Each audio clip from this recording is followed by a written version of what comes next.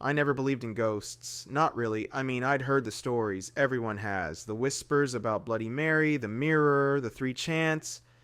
It's the kind of thing you laugh off with your friends, right? Silly old story to scare the younger kids. I thought I was too smart for that. Too old, but I'll admit I was curious. It started when a group of us, me, Emma, and a few others, were hanging out in the basement after the party.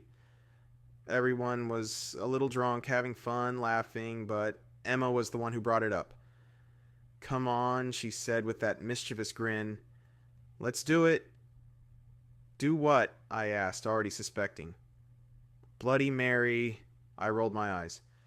That's just a stupid game, Emma. It's not real. She grinned wider. That's exactly why you should do it. You're not scared, right? I wasn't, of course. But there's something about peer pressure. The way everyone stares at you, daring you to prove them wrong, and if I'm being honest, I kind of wanted to see if the story was true.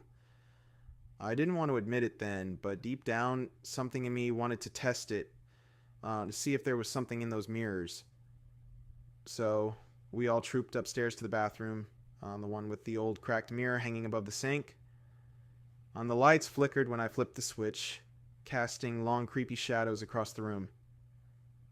Okay, Emma said, her voice low. We're all gonna do it. 3 times, you ready? I didn't feel ready. I felt stupid, but I kept my mouth shut. Emma, with her usual sense of adventure, was the first to step up to the mirror. Bloody Mary, Bloody Mary, Bloody Mary. She said it quickly, like it was nothing. Like she was daring the darkness to respond. The air in the bathroom seemed to hold its breath for a second, and I laughed nervously. See? Nothing. But Emma just stood there, staring at the mirror, her face slowly paling. The rest of us were watching her now, waiting for her to react. Then it happened. The lights flickered again, and I could have sworn the temperature dropped. I felt a chill run down my spine. The mirror? It looked different. For a split second, it wasn't just a reflection. There was someone there. A figure, blurry at first, began to take shape, the outline of a woman standing just behind Emma. Her hair was long and wet, hanging around her face like dark curtains. Her eyes, those eyes, black and endless, were locked on Emma. I couldn't breathe. Emma, I whispered, but she didn't move. She didn't even blink. Emma, I said louder now, grabbing her arm, but she was frozen. Her body was stiff, rigid, and then it got worse. The woman in the mirror, Bloody Mary, began to smile, a slow, twisted grin that spread unnaturally wide. Her skin was pale, almost gray, and her lips were cracked, blood oozing from the corners like someone had carved them open. Her eyes never left Emma's face. The air was thick with a cold that cut to the bone. Emma, get away from the mirror! I shouted, but she wouldn't budge. The woman's hand, covered in dark, dripping blood, rose up and pressed against the glass. And then, in the reflection, I saw her fingers curl around Emma's neck. I couldn't move. Couldn't think. My body was paralyzed with fear. Emma's eyes finally snapped to mine, wide with terror. She tried to scream, but no sound came out. Her breath came in shallow gasps, like she was choking.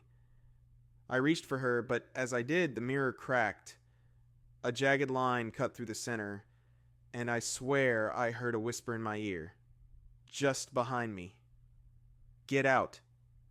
My heart hammered in my chest as I yanked Emma away from the mirror. She stumbled backward, gasping for air, her skin pale and slick with sweat. I barely had time to process what was happening when the bathroom light blinked out entirely.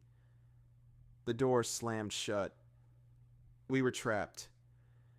Get us out, Emma screamed, banging on the door, but the sound of her fists against the wood was drowned by the whispering. It was all around us, filling the room, echoing off the walls. Bloody Mary. Bloody Mary, Bloody Mary, I could feel it closing in on us.